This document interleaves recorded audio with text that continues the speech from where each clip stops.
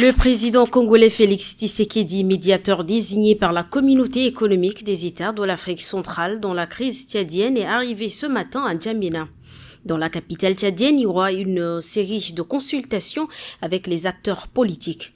Objectif de cette mission est de désarmer les tensions entre le pouvoir de transition et l'opposition afin d'aboutir à une transition et des élections réussies.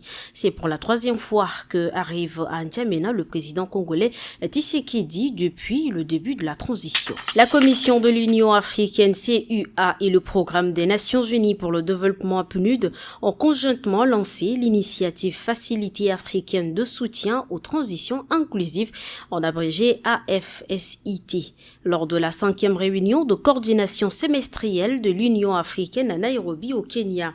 L'AFSIT est conçue pour soutenir les pays africains en transition politique complexe et les pays à risque dont le Tchad. Un homme âgé d'une trentaine d'années a été retrouvé mort dans la matinée de ce mardi 18 juillet 2023 à la place de la Nation, non loin de l'école Bololo. Il serait tué dans la soirée du lundi 17 juillet. La victime a reçu un coup de couteau au niveau de son thorax et des traces des blessures sont visibles sur le corps. Après le constat du procureur de la République, le corps est déposé à la morgue par la police nationale. La victime habitant le quartier Bololo serait très connue dans le milieu de la jeunesse. La 4e journée du championnat national de football s'est disputée hier dans différents stades de N'Djamena.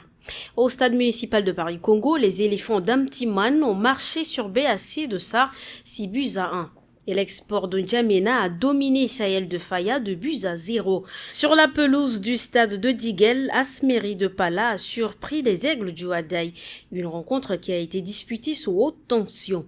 Au coup du filet final, les arbitres de la rencontre ont failli être tabassés par les supporters des Aigles qui contestaient leur arbitrage.